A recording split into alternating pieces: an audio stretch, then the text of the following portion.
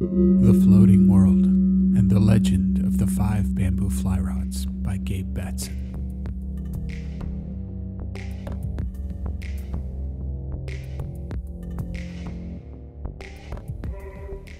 Winter's night. So sheer and quiet this night's bitter cold. Howling wind, the shaking windows moan. The trees stunned and stuck against darkened sky. Neath our blanket, there's color and bry. Breathing sweet air, not speaking a word. She sayest secrets none yet have heard. Unique this plight I find myself in, this winter's night that is no longer grim. Chapter 2. Tigress. Night fell over the maze of mountains. Only the gods watched over the sleepy ranch and its little nightclub. The desert is a lonesome place. Across the valley, an exhaust note was heard miles before the headlights were spotted, and silent as it pulled up the driveway. The car turned down to a small shack on the edge of the property. Pilots, dudes, ranch hands, and Hollywood movie actors huddled amid warm neon glow. Music poured through the speakers and whiskey was on the bar.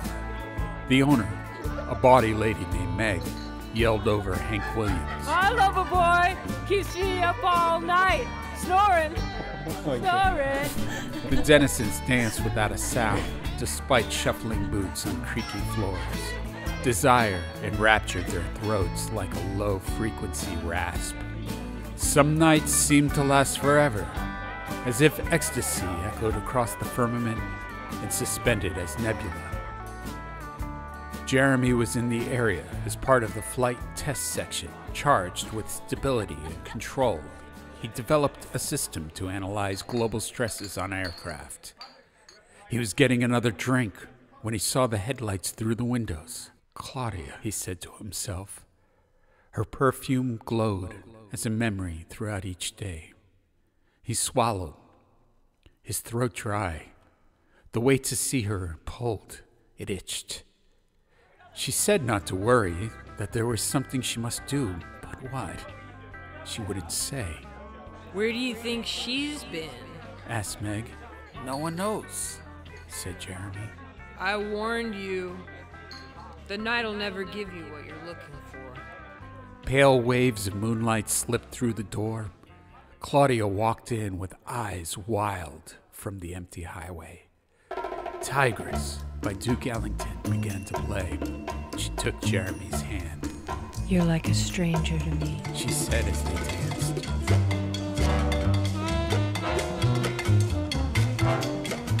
When she disappeared from his arms, she leaned against the bar in her work jacket and matted blouse. Did you like the song? He asked.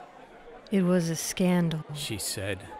He remained uneroded, like a pillar in the desert. I don't feel like drinking. I came just for the vapors. He followed her out the door. In the single pool of light from the utility pole, they heard the music from the bar edging through the windows. She turned to him. Tell me what you're chasing. He held her. They kissed. It's too easy to hide in the night. But there are no strangers here. It's been a week. How can I reach you if you're not here? Jeremy's a guy who rode the stick so hard he'd pop rivets loose as fuselages tore themselves apart at high altitude. He breathed rarefied air as few others had. Yet these ringlets of auburn hair had him auguring in. He was losing control and needed to pull out of it. She got into her Duesenberg and cranked it to life. Jeremy jumped in. The smell of gasoline and burning oil filled their nostrils as they tracked her to the end of the drive. She mashed the pedal and opened the exhaust. The deep bellow racked their bodies. Jeremy was transfixed by the disappearing lights of the ranch as they created a floral array in the vibration of the mirror. The instrument stood at attention, reporting everything was A-OK. She turned up 5 miles of bad road. The car shook and banged as she picked their way around boulders and holes. When they came to a stop, she threw Jeremy a large pack. She had a long, thin trunk containing her fly rod. They climbed the hill and descended into a teacup valley. The moonlight swirled through the air, picking up green of sagebrush and pines, glinting off the spring creek running along one side. They started a fire and entertained themselves with the music of their laughter under the stars. Claudia went downstream with her fly rod. She pulled line off her reel and false cast to reach further out. When the fly landed, a thunderclap sent water into the air. She brought the line in with a crisscross of her rod and said something about a spider. With a loop and a snap under a flashlight, she changed to a smaller fly. The elk-haired caddis traveled on the surface and disappeared with a sip. She pulled the line with her left hand and raised the rod. It flexed like a muscle, loaded with the strength of the fish. She levered the grip at a low angle and leaned back. The line in her hand zipped through the rod tip and the reel screamed. Oh, yeah. She said. I got one. A large rainbow jumped and thrashed on the surface of the water, shaking its head and body, its skin like jewels in the moonlight. A big fish. She put pressure on, rocking to and fro, keeping the fish off balance as she drew it close, and she picked it up by the belly. Jeremy roused the fire as Claudia put her rod away. The fish was gutted and washed out, covered with salt, pepper, and flour, and thrown into a pan of melted butter.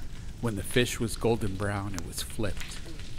Claudia and Jeremy watched the flames as they ate the fried fish. Jeremy said, "I didn't know this place existed. It's like paradise."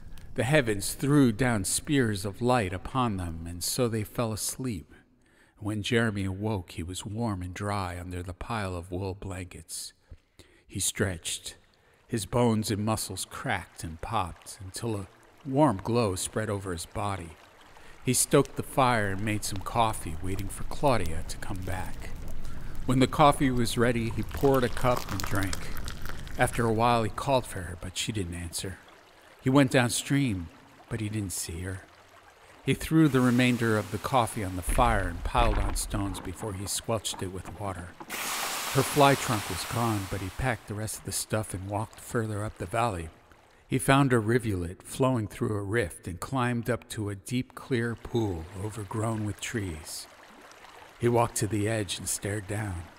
He could see silhouettes of large fish swimming. Jump in. Claudia had snuck up behind him. He laughed and started to take off his pack. She looked him in the eyes and whispered, Like this. She took his hand, and they both jumped in.